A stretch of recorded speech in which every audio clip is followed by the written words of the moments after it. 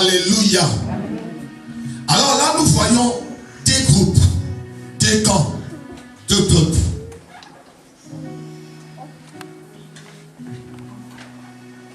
Des groupes.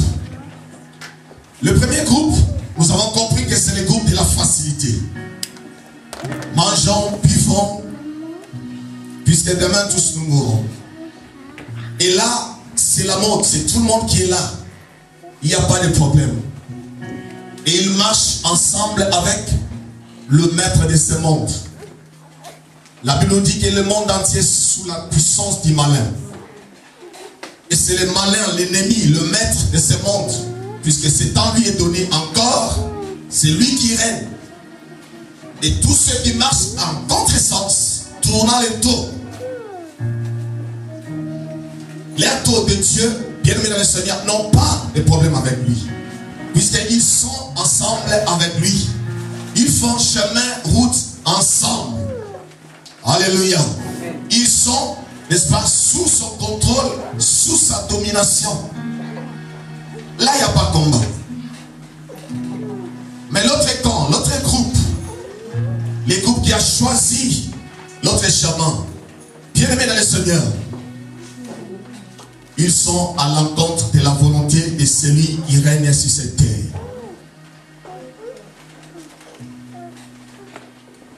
Alléluia. Voilà pourquoi, bien aimés dans le Seigneur, la Bible nous dit, ayez les yeux fixés sur Jésus, seul, qui suscite la foi et qui l'emmène à la perfection. Bien aimé, si tu regardes aux hommes, si tu regardes, n'est-ce pas, bien aimé dans le Seigneur, aux gens de ce monde, tu ne seras que déçu. Alléluia. Tu ne seras que déçu. Ton choix n'est pas apprécié de tous. Alors, aie tes yeux, n'est-ce pas, fixés vers Jésus. C'est lui seul, bien-aimé, qui te suscitera la foi et qui emmènera ta foi à la perfection. Amen. Alléluia. Amen. Et les yeux fixés vers lui. C'est ça la réalité, bien-aimé, que nous avons. Seul Jésus peut nous donner cette foi pour continuer sur ce chemin. Ce chemin de combat, ce chemin de rivalité. C'est lui qui peut nous tourner cette foi véritable pour tenir. Comme l'a dit Paul, combat les bons combats. Pour tenir jusqu'à la fin. Pour persévérer jusqu'à la fin. C'est lui qui peut nous donner cette foi. Alléluia. Prenons acte des apôtres.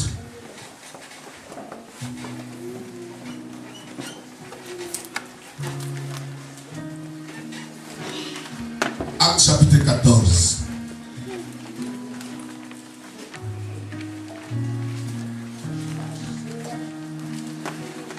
Acte 14, 19 avant 2.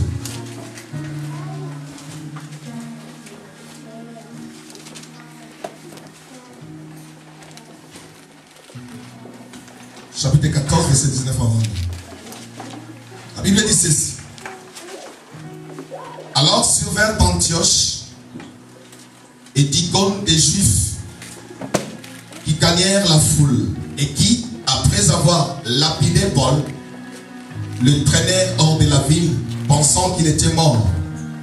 Mais les disciples l'ayant entouré, il se leva et entra dans la ville. Le lendemain, il partit pour Derbe avec Barnabas. Quand ils eurent évangélisé cette ville et fait un certain nombre de disciples, ils retournèrent à Lystre, à Icône et à Antioche, fortifiant l'esprit des disciples, les exhortant à persévérer dans la foi et disant que c'est par beaucoup de tribulations qu'il nous faut entrer dans les royaumes de Dieu. Alléluia. Paul, le mentor de Timothée, le père spirituel de Timothée, ici, bien-aimé dans le Seigneur, à Antioche, il n'a fait que le bien à tout le monde. Il a prêché la parole de Dieu. Il a évangélisé ce peuple. y a eu opposition. La Bible nous dit que les Juifs, le religieux, ceux qui ne croyaient pas à Jésus, ceux qui n'avaient pas la foi en Jésus, ils se sont levés contre Paul et ils l'ont tabassé à mort. Ils l'ont traîné hors de la ville, croyant qu'il était mort. Alléluia. Il n'a rien fait de mal à ces hommes. Il n'a rien fait, bien aimé dans le Seigneur, mais à cause de la vérité, l'amour de la vérité, il n'a prêché que la parole de la vérité. Il a sauvé des vies. Il a guéri les malades. Il a boosté des foi de ceux qui croyaient en Jésus. Mais cela avait suffi, n'est-ce pas, pour créer, n'est-ce pas, la haine dans les cœurs de ces Juifs religieux. La haine était née dans le cœur. Le rejet, le mépris, l'hostilité. Et ils l'ont combattu à mort. Ils l'ont tabassé. Ils l'ont traîné hors de la ville. Bien aimé dans le Seigneur. Voilà la réalité des choses. La réalité, la vie en Jésus et avec Jésus.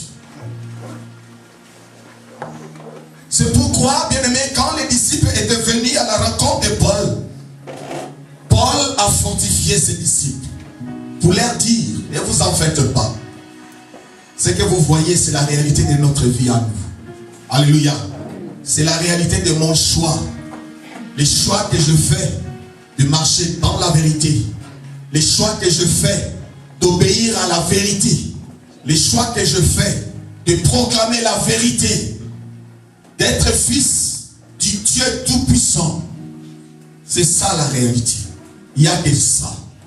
C'est pourquoi il va leur dire que c'est par beaucoup de tribulations que nous rentrerons dans le royaume de cieux. C'est pour dire, bien aimé le Seigneur, en d'autres termes, fortifiez-vous. Fortifiez-vous, soyez forts. Pourquoi? Parce que ce que vous avez vu, n'est-ce pas, ce qui s'est passé dans ma vie, c'est ça, la réalité des choses qui nous attendent tous. Puisque ce n'est pas beaucoup de tribulations telles que vous avez vu là, que nous rentrerons dans les royaumes de cieux.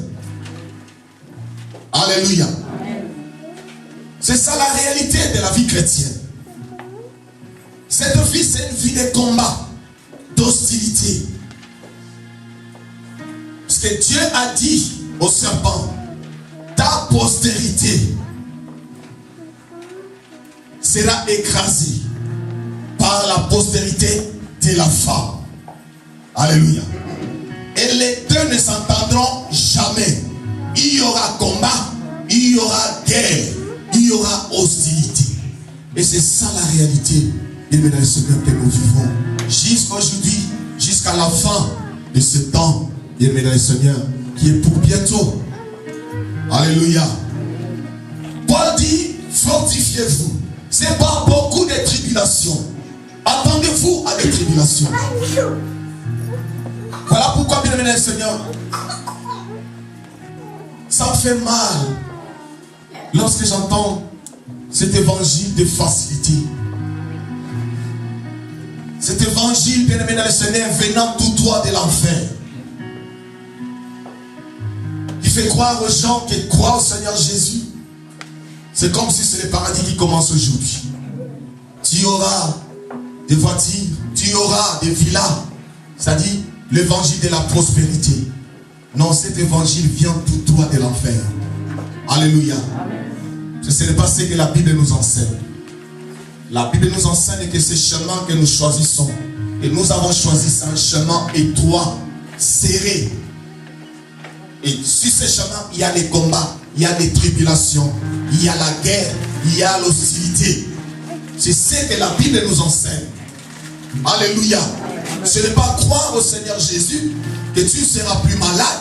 Croire au Seigneur Jésus, tu auras des villas, tu auras, je ne sais quoi, bien aimé.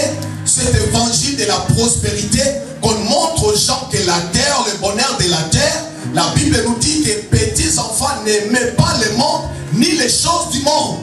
Alléluia. Cet évangile est l'évangile, n'est-ce pas, qui emmène les gens droit vers l'enfer. Alléluia.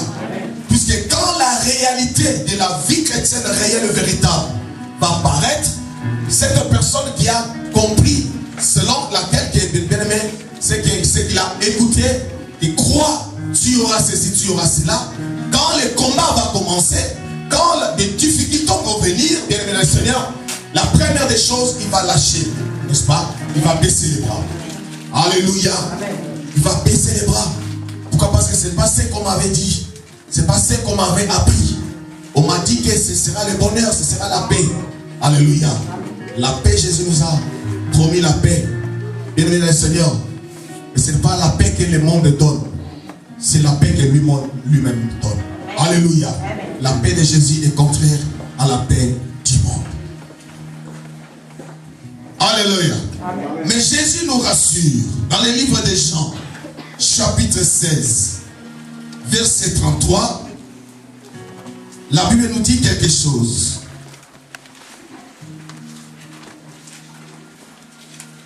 Jean 16, verset 33.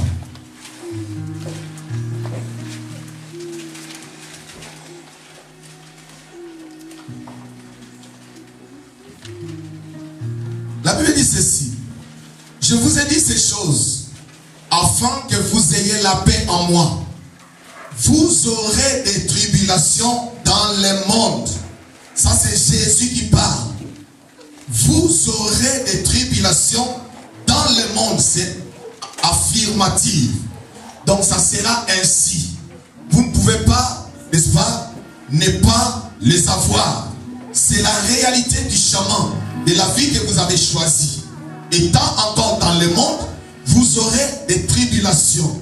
Mais prenez courage, car j'ai vaincu le monde. Alléluia. Jésus dit que des tribulations viendront. Vous les aurez. Mais, petits enfants, prenez courage, car j'ai vaincu le monde. Alléluia. Prenez courage. Voilà pourquoi, bien aimé le Seigneur, nous savons que le combat est réel. Nous savons que l'hostilité est là. Nous savons que l'ennemi, n'est-ce pas, est hostile. Il a de la haine. La postérité du serpent a de la haine, du rejet. Mais nous avons l'assurance. Alléluia. Nous avons l'assurance. Jésus a dit, prenez courage, car j'ai vaincu le monde. Alléluia. Il a vaincu le monde. Il a vaincu celui qui règne dans le monde. Alors vous, bien qu'il y aura des tribulations, bien qu'il y aura toutes ces choses-là, sur votre chemin, marchez, ayez courage.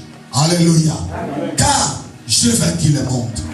Cela veut dire que dans tous ces combats, toutes ces tribulations, tout ce que nous allons, bien aimés, rencontrer sur ce chemin, nous sommes plus que vainqueurs, nous dit la Bible.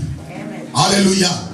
La Bible déclare que Jésus a vaincu sur la croix de la 6e à la 9e heure. Il a vaincu. Il a écrasé la tête du serpent. Il a vaincu le diable. Et la Bible déclare que pour ceux-là qui croiraient en lui, c'est-à-dire en toi qui vas croire, en toi qui as cru en lui, la Bible déclare que tu es plus que vainqueur. Alléluia. C'est pourquoi il a dit à ses disciples et par extension à nous, prenez courage. Alléluia. Ne vous découragez pas, puisqu'il y a une tribulation, puisqu'il y a un petit souci, puisqu'il y a une petite maladie qui complique la vie. Ne vous découragez pas. Prenez courage, car toutes ces choses-là, je les ai déjà vaincues. Et en étant en moi et avec moi, vous êtes plus que vainqueurs. La victoire vous a été déjà accordée. Vous ne marchez pas pour chercher la victoire. Et vous n'allez pas combattre pour chercher la victoire ou pour la victoire. Mais vous marchez dans la victoire. Alléluia. Et vous combattez dans la victoire. Alléluia.